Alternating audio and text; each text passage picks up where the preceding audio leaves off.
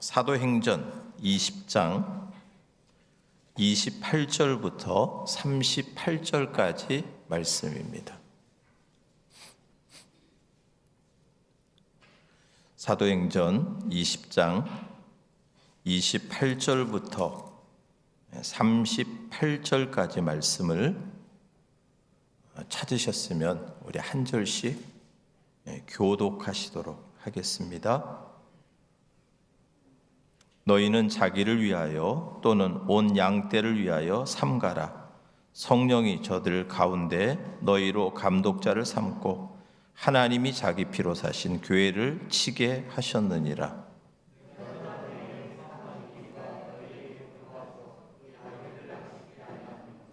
또한 너희 중에서도 제자들을 끌어 자기를 죽게 하려고 어그러진 말을 하는 사람들이 일어날 줄을 내가 아노니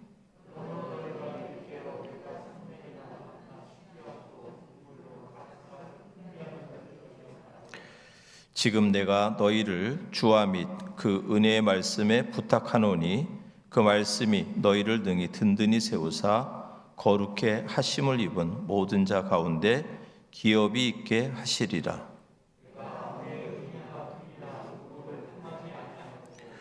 너희 아는 바에 이 손으로 나와 내 동행들의 쓰는 것을 당하여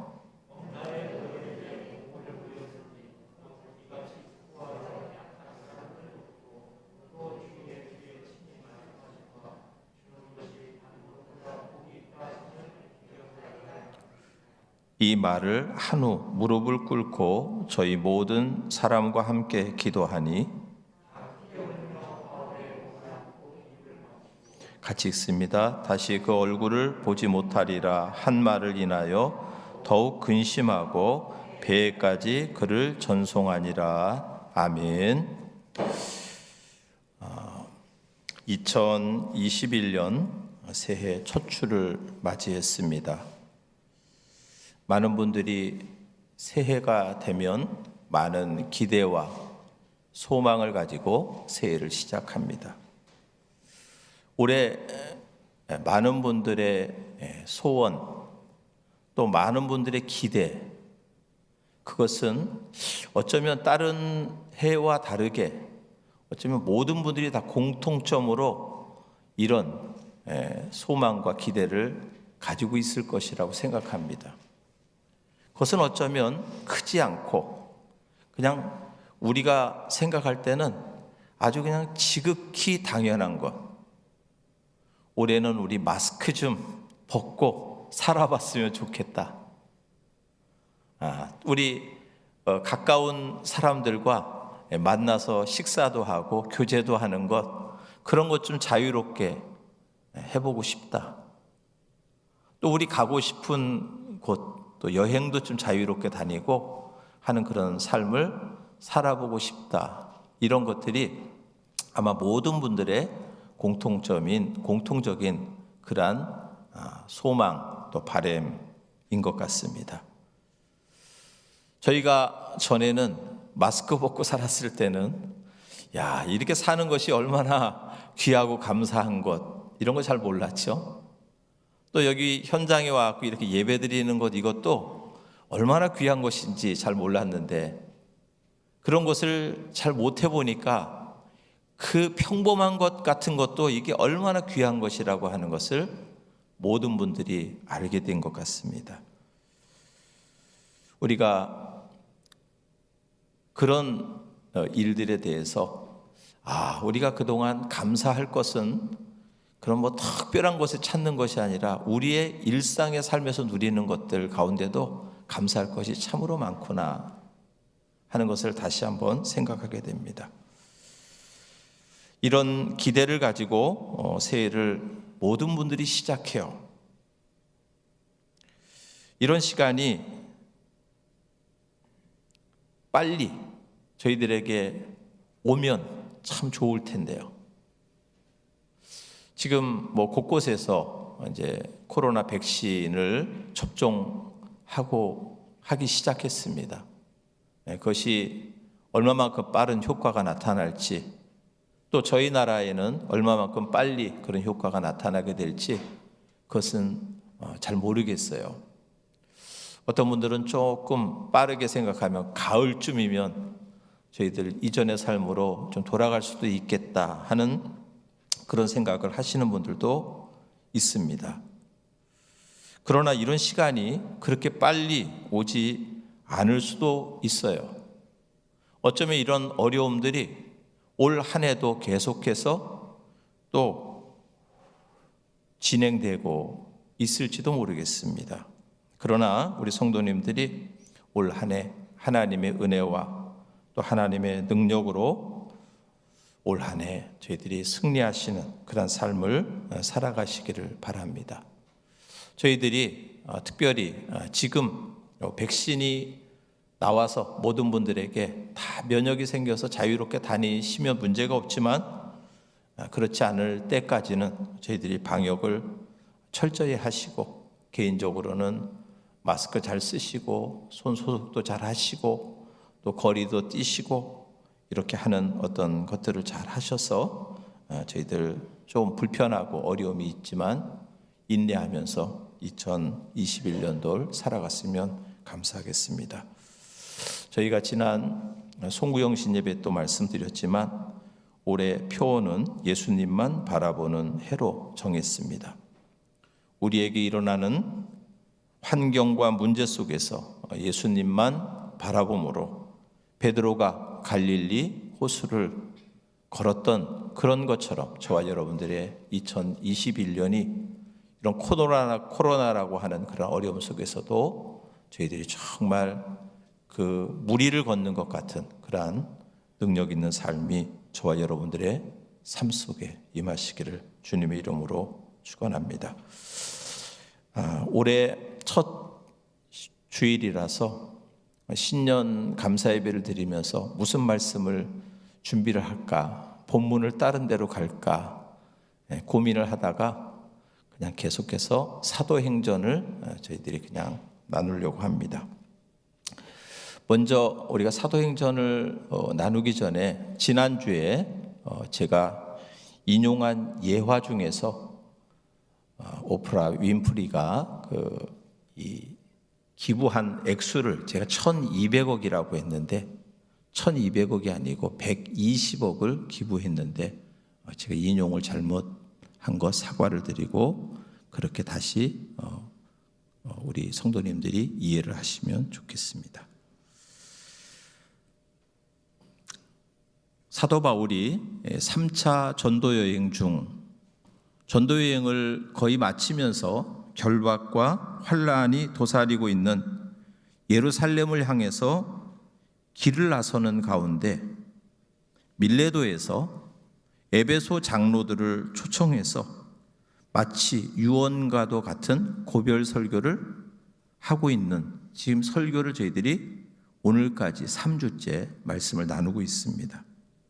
그 설교는 크게 세 부분으로 첫 번째 부분은 사도 바울이 3년여 동안 에베소에서 사역했던 그 사역을 회상하면서 그들에게 부탁을 하는 것이고 두 번째 부분은 사도 바울이 앞으로 사역을 하면서 그 앞에 많은 어려움들이 있다 할지라도 그가 사명을 부여잡고 그 사명을 이루는 일에 나의 생명을 조금도 귀한 것으로 여기지 않겠다고 하는 그 자신의 결단, 각오를 말씀하고 있습니다.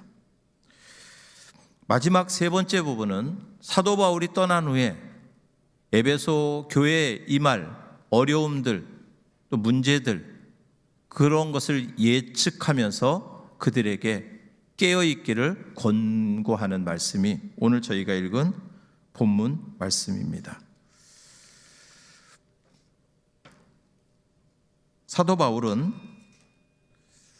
에베소의 장로들을 초청해서 사도 바울이 이제 에베소 이 지역을 떠난 후에 앞으로 교회에 임할 그런 어떤 문제들 이러한 것들이 올 것을 예측하면서 그들에게 무엇이라고 권면을 하고 있냐면 우리 28절 보시면요 28절에 너희는 자기를 위하여 또는 온 양떼를 위하여 삼가라 이렇게 권면하고 있습니다. 여기 삼가라 하는 말은 여기가 삼가 조심해라 이렇게 하면 이해하기가 참 좋을 텐데 그런 뒤에 말은 없고 그냥 삼가라만 이렇게 되어 있어요. 이 삼가라고 하는 말은 헬라어 원문은 주의하다, 경계하다, 조심하다 이런 뜻이 있습니다. 그러니까 에베소 장로들을 통해서 에베소 교회 장로들뿐 아니라 에베소 교회 모든 성도들이 경계해야 되고 주의해야 되고 조심해라 이렇게 부탁을 하는 것입니다. 그리고 이 삼가라 하고 하는 말은 한 번만 삼가해라, 두 번만 삼가해라 이런 말이 아니고 계속해서 끊임없이 너희들이 주의하고 조심해야 된다 이런 뜻이 담겨져 있습니다. 그러면 이 삼가해야 될, 조심해야 될 대상은 누구냐면 오늘 다시 28절 보시면 너희는 자기를 위하여 주의해야 되고 또 온 양떼를 위하여 주의해야 되고, 지금 이 에베소 장로들은 그 에베소 교회의 리더들입니다.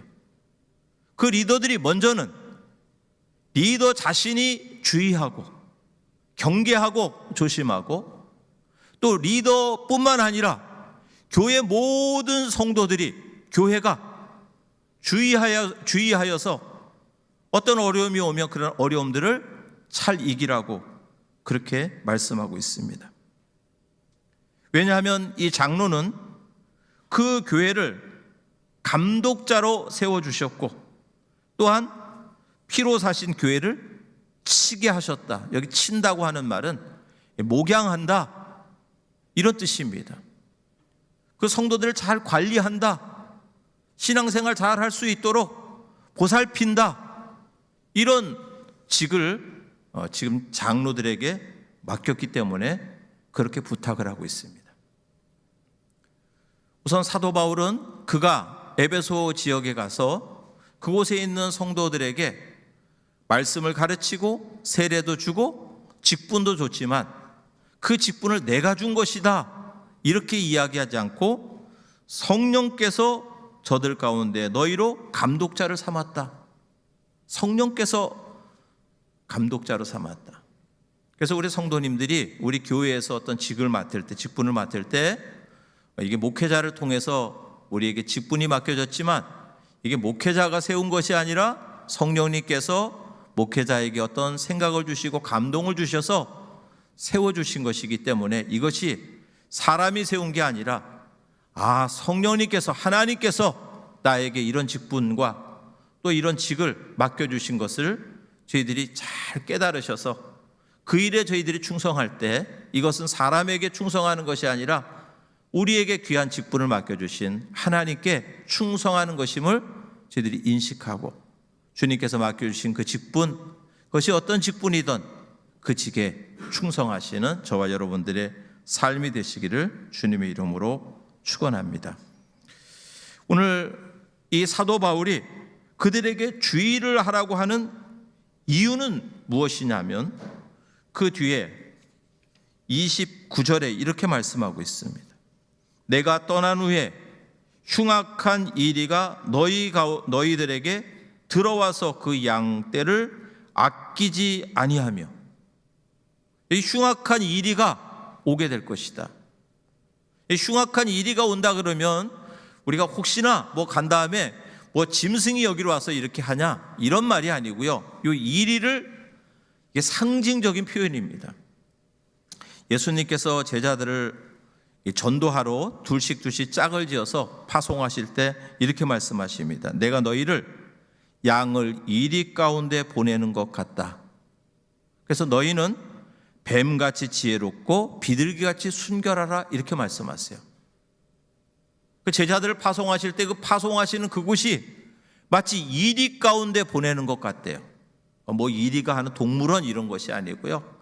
이 세상에 많은 죄악된 사조들 또한 이런 전도자들을 대적하는, 복음을 대적하는 사람들이 있는 그곳을 보낼 때 이리 가운데 보내는 것 같다고 그렇게 말씀하십니다. 그런데 오늘 본문에는요, 그 이리가 어디로 오냐 하면 교회 가운데로 지금 그 이리가 오게 된다는 거예요. 그래서 흉악한 이리가 너희 가운데 들어온다. 교회로 흉악한 이리가 들어온다. 이것은 무엇이냐면 이단적인 사상, 잘못된 가르침을 전하는 거짓 선지자, 거짓 교사들, 그들이 에베소 교회에 들어와서 잘못된 가르침을 통해서 성도들을 미혹해서 믿음의 길에서 이탈하게 할 수 있기 때문에 주의하라, 경계하라, 조심하라 이렇게 말씀하는 것입니다. 사도 바울이 있을 때도 끊임없이 그런 이단들의 잘못된 가르침의 도전은 끊임없이 있었지만 사도 바울이 떠나면서 그런 것에 더 마음이 놓이지 않았기 때문에 에베소 장로들에게 이렇게 부탁을 하고 있습니다. 그런데 그들이 이리가 들어와서 뭘로 하냐 하면요, 다시 30절 보시면요, 또한 너희 중에서도 제자들을 끌어 자기를 쫓게 하려고 어그러진 말을 하는 사람들이 일어날 줄 내가 아노니. 그들이 너희 가운데 들어와서 뭘 하냐면요, 어그러진 말을 한다는 거예요. 어그러진 말은 뭐냐면요, 이게 뭐 말이 잘 되냐 안 되냐 이런 의미를 뛰어넘어서 이 말을 왜곡시키는 것입니다. 왜곡시키는데 어떤 말씀을 왜곡시키냐면 진리의 말씀, 사도 바울이 그동안 3년 동안 그곳에서 눈물로 그들을 가르쳤고 경계했던 그 진리의 말씀을 왜곡시키는 그런 사람들이 들어온다는 거예요. 의도적으로 하나님의 말씀을 왜곡시키는 사람, 그것이 한 명, 두 명이 아니라 여러 사람들이 들어와서 그런 일을 하게 될 것이라고 그렇게 말씀하고 있습니다. 왜곡시킬 때 진리의 말씀을 왜곡하는데 이 진리의 말씀은 무엇이냐면 우리의 삶의 기준이고 저희가 따라야 할 표준이 되는 그 말씀, 그게 진리의 말씀이고 복음입니다. 그렇기 때문에 사도 바울이 3년 동안 눈물로 그들을 가르치고 그들에게 권면했던 말씀을 후에 거짓 선지자, 거짓 교사들이 들어와서 그 말씀을 교묘하게 왜곡한다는 거예요. 이렇게 왜곡시킬 때는요, 그 말씀이 이렇게 왜곡되면 야, 이게 말씀이 왜곡돼서 우리를 이거 위협에 빠뜨리네, 이거 큰일 나겠구나, 이런 것만 알면요 왜곡되는 말씀에 따라가지도 않아요. 근데 이 말씀을 왜곡할 때 아주 교묘하게 이 말씀을 뒤틀어서 왜곡시켜서 사람들에게는 조금 뭔가 이 말씀을 들으면 좋을 것 같은, 유익이 될 것 같은 그렇게 왜곡시키는 거예요. 마치 거짓 교사들, 거짓 선지자들이 여기 성도들을 위하는 것처럼, 성도들에게 유익을 주려고 하는 것처럼 그런 말씀을 왜곡시킨다는 거예요. 저희들 잘 아시죠? 이 사단이 에덴 동산에 아담과 하와를 찾아왔을 때요, 말씀을 왜곡시켰어요. 하나님 이거 따먹으면 정령 죽는다, 꼭 죽는다, 반드시 죽는다 이렇게 말씀하셨는데 그렇게 이야기하지 않았습니다. 한번 슬쩍 떠보고 난 다음에 뭐라고 이야기했냐면 아니다, 너 이것만 따먹으면 하나님처럼 된다. 너 하나님처럼 된다는데 여기에 솔깃 안 할 사람이 어디 있겠어요. 그래서 아담과 하와가 그것을 먹었는데 먹고 났더니 그의 삶이 하나님의 말씀처럼 비참한 가운데 떨어지게 되는 그런 결과를 낳게 됩니다.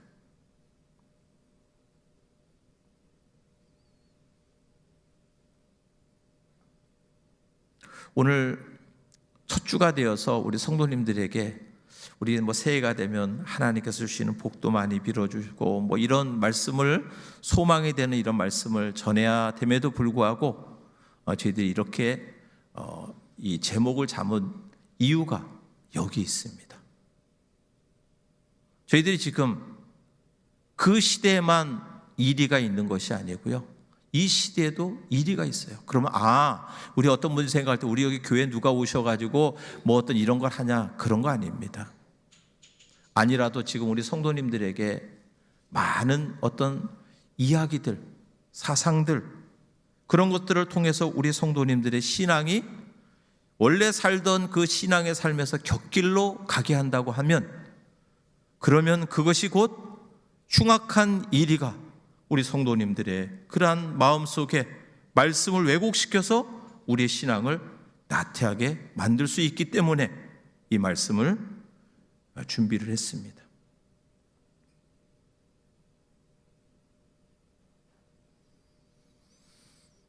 이런 도전, 이런 위협은 초대교회나 지금이나 끊임없이 계속되고 있습니다. 어쩌면 지금 저희들이 지금 코로나19, 이 코로나를 맞이하면서요, 어쩌면 지금 이런 갈등들을 많이 겪고 있을지도 모르겠어요. 한쪽에서는 이게 여기서 드리는 예배가 이게 진짜냐, 어디 저쪽 온라인으로 드리는 것 이게 좋으냐, 이런 지금 신학적인 이 논쟁도 지금 계속되고 있습니다. 거듭 말씀드리지만 저희가 여기서 드리던, 우리 가정에서 드리던, 저와 여러분들이 거의 지금 어떤 분은 한 9개월, 8개월을 온라인 예배를 드리셨어요. 온라인 예배를 드리면서 온라인 예배를 내가 드렸더니 우리 집에서 내가 예배를 드렸는데, 비록 내가 예배당에는 안 갔는데 온라인 예배를 드렸더니 너무너무 내 신앙에 유익이 되고 이것 때문에 내 신앙이 자라났다. 그러면 그 유익이죠. 근데 만약에 그게 그렇게 했는데 내 신앙이 전 신앙보다 더 좋아지지 못했다. 그러면 아무리 좋다 그러든, 그게 아무리 이론적으로 좋고 뭐라고 거기다가 누군가가 좋은 이야기를 해도 결코 좋을 수 없습니다.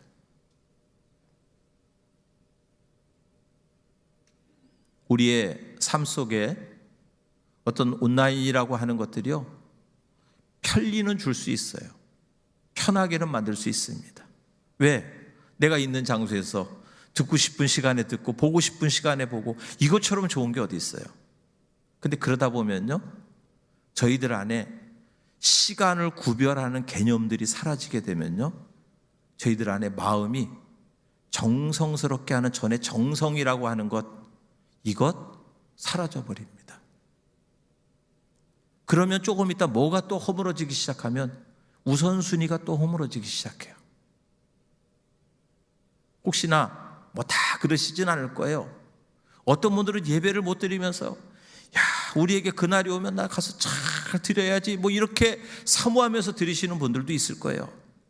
그런가 하면 그냥 지금 여기 무슨 일이 생겼어? 이따 갔다 와가지고 그때 그냥 또 이거 온라인 틀어서 있지 여기 어디 도망도 안 가는데 이렇게 하면서 나를 합리화시키고 자기 편리함대로 하게 된다면 우리의 신앙은 아마 머지않아서 망가지게 될 것입니다.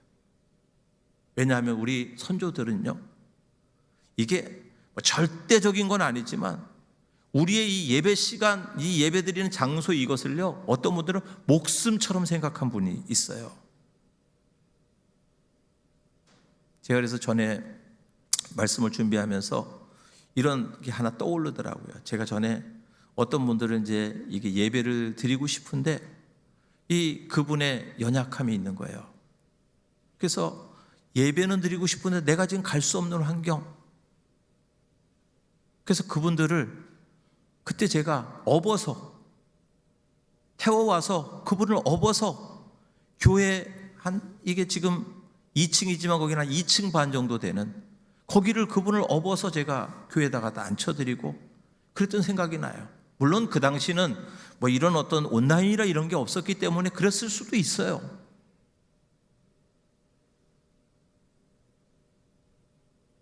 그러나 우리 선조들이, 믿음의 선조들이 그렇게 살아왔고, 또 저도 그렇게 또 배워왔고, 그래서 이게 여기 와서 이게 드리는 거 이거 절대적이고 중요하다, 그렇게 생각을 했기 때문에 그렇습니다. 아무튼 저와 여러분들이 우리의 삶 속에서 혹시나 이게 코로나라고 하는 것 때문에 우리 신앙이 혹시나 나태하게 되고, 또 이게 자기 합리적, 자기 중심적으로 자꾸 이것을 상황에 맞춰서 그렇게 만들게 된다고 한다면 그것은 결코 좋은 가르침이 아니에요. 거의 어쩌면 예배라고 하는 것, 이것을 코로나라고 하는 것을 겹쳐서 교묘하게 왜곡시켜서 우리의 신앙을 망가뜨리는 그런 요소일지도 모르겠습니다.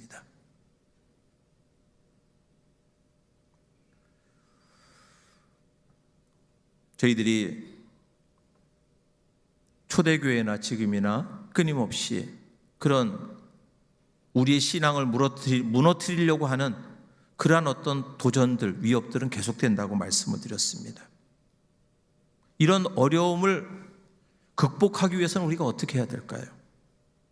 그것 가운데 중요한 것이 저와 여러분들이 어떤 존재인지, 내가 누구인지, 교회가 도대체 무엇인지 그것을 아는 게 중요합니다. 오늘 본문에는 이렇게 말씀하고 있어요. 주의하라, 삼가라, 이렇게 말씀하시면서 그 삼가 조심해야 되는 너와 공동체가 누구냐 하면 여기 하나님이 자기 피로 사신 교회라고 말씀하십니다. 이 교회는, 이곳에서 교회는요, 이런 건물의 교회가 아니에요. 우리 구원받은 성도님들 한 사람 한 사람의 모임, 이게 교회입니다. 우리 성경을 한 군데 좀 같이 읽도록 하겠습니다. 고린도에 있는 하나님의 교회, 곧 그리스도 예수 안에서 거룩하여지고 성도라 부르심을 입은 자들과 또 각처에서 우리 주 곧 저희와 우리의 주 되신 예수 그리스도의 이름을 부르는 모든 자들에게. 여기 오늘 첫 번째로요, 성도를 뭐라고 하냐면요, 거룩하여진, 그리스도 안에서 거룩하여진 성도예요. 그리고 그 앞에 교회라고 하고 곧이라고 이렇게 불렀습니다. 교회를 많은 분들이 건물로 생각하지만 그것은 사실은 잘못된 표현이고 예배당이고요, 교회는 예수 그리스도 안에서 거룩하여진 사람들, 그 사람들 한 사람 한 사람이 모여서 공동체를 이루는 그것을 교회라고 그렇게 말씀하고 있습니다.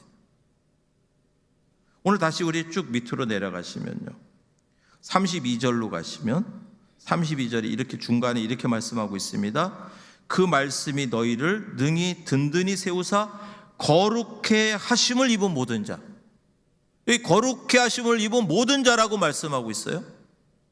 그러니까 우선은 교회가 되려면요, 그냥 사람이 다 많이 모이면 교회가 되는 게 아니고 예수 그리스도 안에서 그분의 피를 통해서 구속함을 받은 그 사람들의 모임이 교회가 되는 거예요.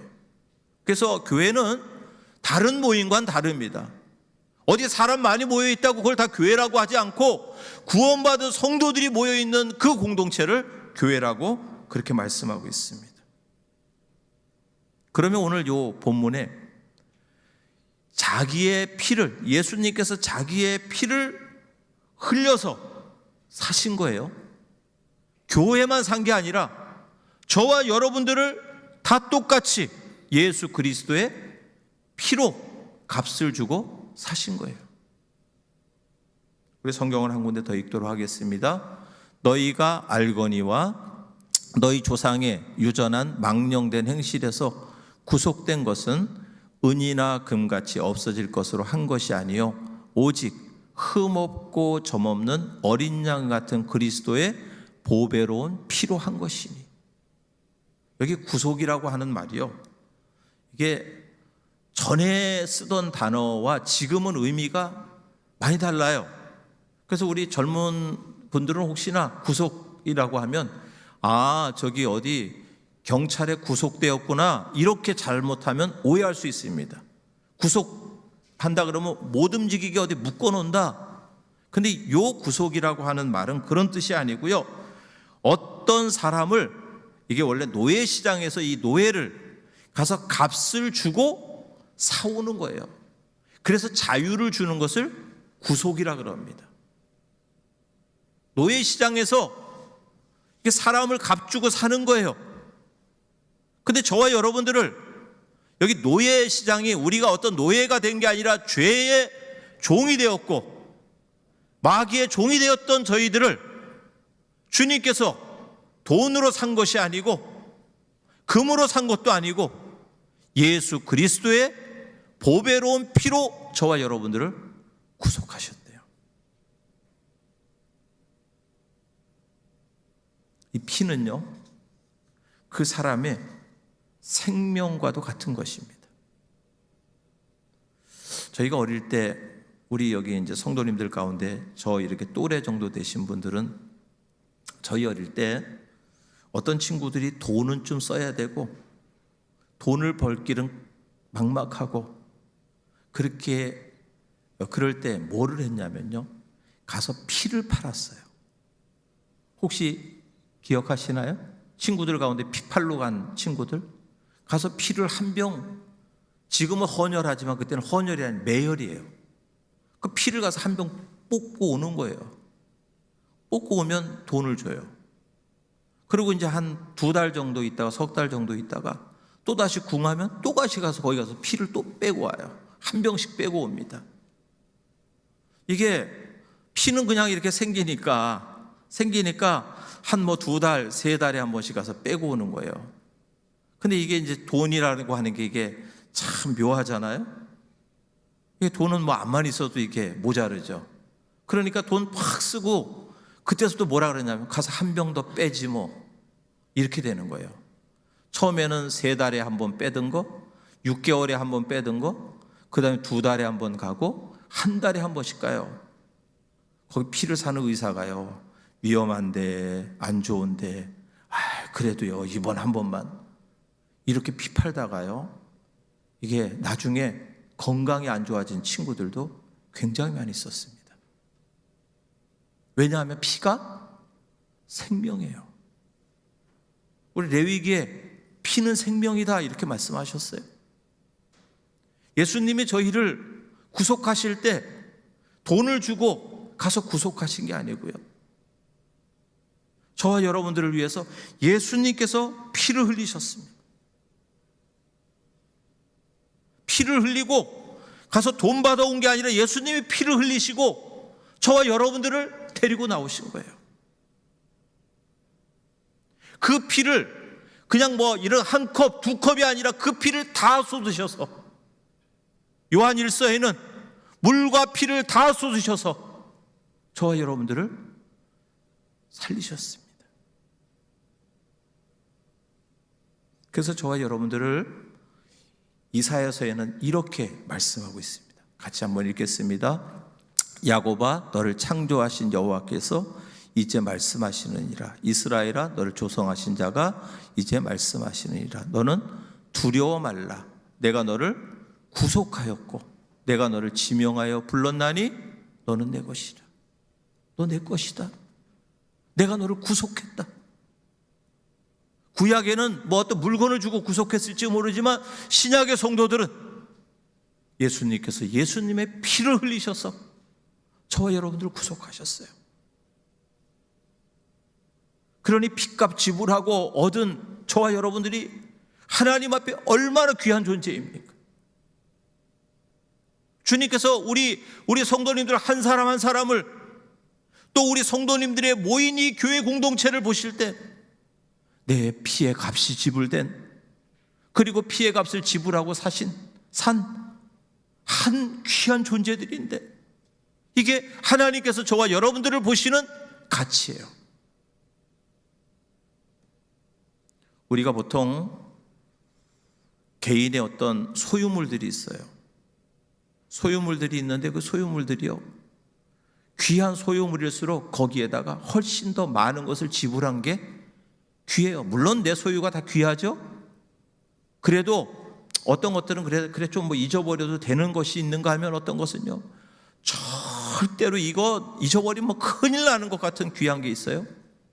근데 그거 왜 그런가 자세히 보시면 거기에다 엄청난 가치를 들인 것이기 때문에 그렇습니다. 저와 여러분들 예수님께서요, 피의 값을 주고 사신 거예요. 그래서 얼마나 귀한지, 저와 여러분들을 하나님께서 보실 때 얼마나 귀한지 조금 더 상하면 안 되는 거예요. 그래서 주님은 저와 여러분들을 이렇게 말씀하십니다. 그런 존재이기 때문에 같이 읽습니다. 내가 물 가운데로 지날 때 내가 함께 할 것이라. 강을 건널 때 물이 너를 침몰치 못할 것이며 내가 불 가운데로 행할 때 타지도 아니할 것이요 불꽃이 너를 사르지도 못하리니. 물론 저희들이 하나님 저희를 보호하시는데 왜 보호하시냐면 이렇게 귀한 존재이기 때문에 저와 여러분들을 보호하시겠다는 거예요. 저와 여러분들이 내가 얼마나 귀한 존재인지, 왜 하나님께서 저와 여러분들을 왜 이렇게 잘 여기 조심하라고 한 말은 이런 거예요. 상하지 않도록, 망가지지 않도록 잘 가꾸고 주의해서 보존해라. 이게 주님의 오늘 사도 바울을 통해서 삼가라 하는 말은 이러한 부탁입니다. 하나님도 저와 여러분들이 그렇게 귀해서 물 가운데 지날 때, 불 가운데 지날 때 저와 여러분들을 지켜주시고 보호하시겠다고 말씀하시는데 왜 그렇게 귀하냐면 예수 그리스도의 십자가의 피가, 예수님이 그 귀한 피를 값을 지불하시고 저와 여러분들을 구속하셨기 때문에 그렇습니다. 우리가 지난 송구영신 예배 때 이 말씀을 한번 나눴어요. 주님께서 저희를 향해서 주시는 말씀입니다.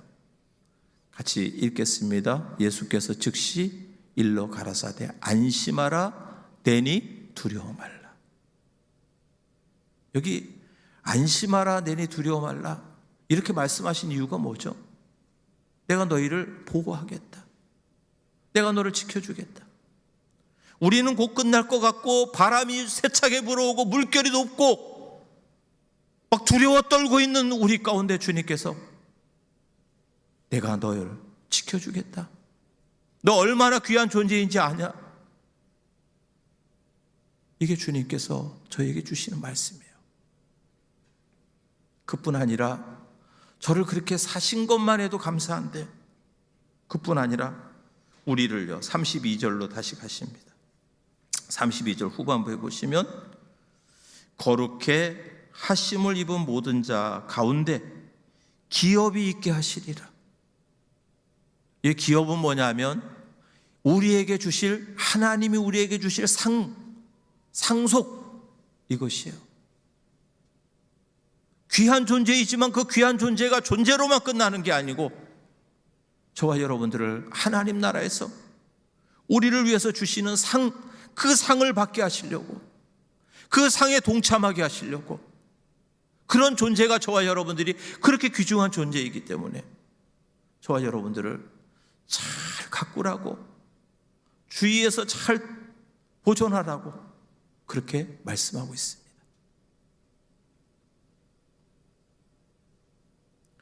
사랑하는 성도 여러분, 저희들이 2021년도 한 해를 살아가실 때요, 저와 여러분들 안에 내가 얼마나 귀한 존재인지, 내가 그냥 성도가 그냥 성도 된 것 아니구나. 나는 주님께서 나에게 복음을 듣게 하시고 그 복음을 내가 입술로 고백하고 그렇게 해서 내가 성도 되었지만 그 이면에는 예수 그리스도께서 그 귀하신 피를 흘리셔서 나를 사셨구나. 그래서 저와 여러분들이 각자 개인도 귀하고요, 저와 여러분들의 모임인 이 교회도 귀하고요. 그래서 우리의 신앙을 망가뜨리는 어그러뜨리는 왜곡된 말씀을 가지고, 또 우리를 교회를 흔드는 왜곡된 가르침을 가지고 우리를 도전해 오고 위협해 오는 그런 요소들이 있을 때, 내적으로는 저희들이 하나님을 신뢰하고 또한 그러한 가르침으로부터 나를 잘 가꾸어서 잘 보존해서 저희들이 주님 앞에 설 때 정말 아름다운 모습으로 설 수 있는 저와 여러분들의 삶이 되시기를 주님의 이름으로 축원합니다. 기도하겠습니다. 좋으신 하나님 아버지, 죄의 종노릇하고 마귀의 종노릇하던 저희들에게 진리의 말씀을 들려주셨고, 또한 그 말씀을 통해서 예수 그리스도를 믿게 하신 것 진심으로 감사를 드립니다. 저희들은 입술로 고백하고 주님의 자녀가 되었지만, 예수님께서 저희를 위하여 치르신 값은 십자가 위에서 보배 피를 흘려주셔서 저희의 모든 죄값을 사해 주시고 저희를 피로 사셨습니다. 그 귀한 존재가 나임을 잊지 않게 하시고, 주님, 내가 얼마나 귀한 존재인지, 또한 우리 구원받은 성도들의 모임인 우리 용수교회 공동체가 얼마나 귀한 공동체인지 저희들이 깊이 깨닫게 하시고, 주님께서 우리에게 말씀하신 것처럼 삼가 주의하고 조심하여서 우리들을 잘 가꾸어가는 복된 한 해가 되도록 저희를 축복해 주시기를 원합니다. 주님, 저희들에게 은혜를 허락하여 주시고, 또한 지혜를 허락하여 주시고, 분별력을 허락하여 주셔서 하나님, 우리를 향해서 끊임없이 도전해오는 그러한 잘못된 가르침 속에서 진리의 말씀을 붙들고 살아가는 우리 모든 성도님들이 될 수 있도록 주께서 은혜를 더하여 주시기를 원합니다. 믿사옵고 예수 그리스도의 이름으로 기도드리옵나이다. 아멘.